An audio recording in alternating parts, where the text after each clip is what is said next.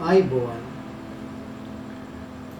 අද කතා කරන්න යන්නේ වනාලින්ගේ නිදහස් නැති කරන මිනිස්සු ගැන.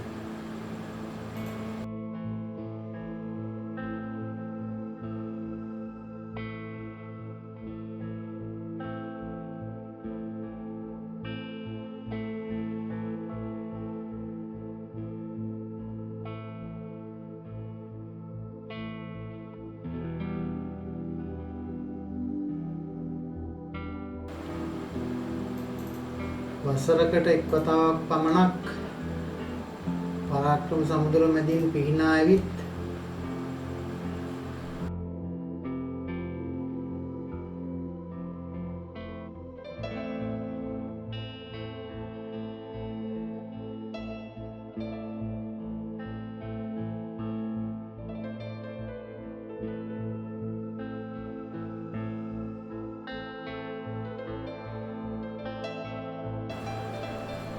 ඔවුන්ගේ සංචරණ කලාපය හරහා වෙනත් ප්‍රදේශයකට මාරු වෙන අවස්ථාව.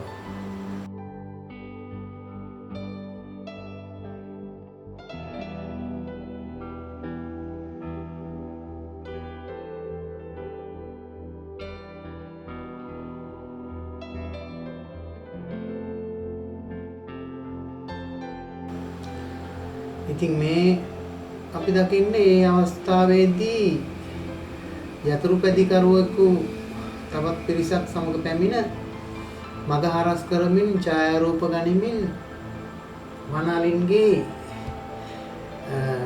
ගමන් මාර්ගය අහුරාගෙන සිටින අවස්ථාවක්. ඇත්තටම මේ වගේ ක්‍රියාකාරකම් හරි වැරදි. මොකද වනාලි කියන්නේ වනාලි. එතකොට වනාලින්ගේ මග හරස් කිරීම වනාලින්ගේ කෝපයට හේතු වෙනවා. එහෙම වුණාම වනාලි එළවා පහර දෙන්න උත්සාහ කරන අවස්ථා ඕනතරම් තියෙනවා. ඒ වගේම තමයි පොඩි පැටවු රංචු වල සිටින අවස්ථාව. පොඩි පැටවු රංචු වල සිටින අවස්ථාවලත් මේ වගේ එළවා පහර දෙන්න උත්සාහ කරනවා. ඉතින් මෙම යදිරිපැද්දී කරු කරන ක්‍රියාව සම්පූර්ණම මේ වැරදි.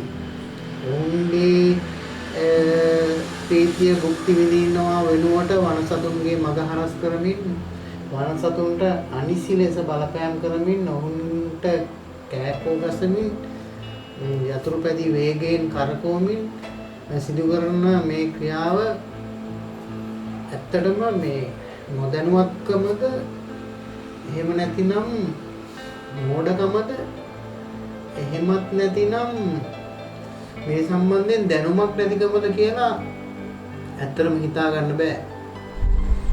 කරුණු පැහැදිලි කර දීමෙන් පසු ඔවුන් කෝපයෙන් මෙන් පිටව ගියත් ඇත්තෙන්ම විය යුත්තේ එයයි. බැරි වෙලාවත් ගොඩට ඇවිල්ලා වනාලි පහර දුන්නා නම් වරද කාගේද? වැරදි වෙන්නේ කවුද? වනාලිද අනීතික ක්‍රියාවේදන මිනිසුන්ද? ඇත්තෙන්ම බොහොම දුක්බර ජීවිතයක් ගත කරන වනාලි ලංකාවේ කැලෑවල ආහාර සොයා ගැනීමටත් අමාරුයි. ආහාර තියෙන දේහාවකට සංක්‍රමණය වීමේදී මෙවැනි බලපෑම් වලට ලක් වෙන එකත් ඇත්තටම තදින් නීතිය ක්‍රියාත්මක කළ යුතු අවස්ථාවක් මේක.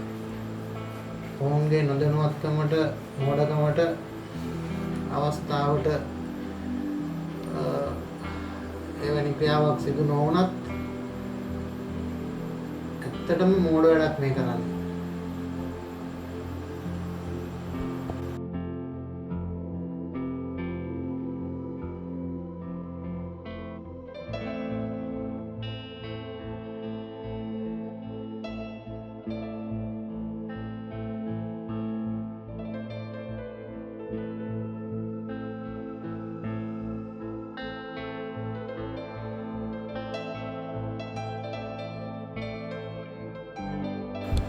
බලන්නකො ඊට පස්සේ මේගොල්ලෝ නික්ම ගියාට පස්සේ ඔවුන්ගේ ගමන් මාර්ගය ඔස්සේ වැව පිටිය මැදින් එතනින් අනිත් දූපත දිහාවට මාරු වෙන අපූර්ව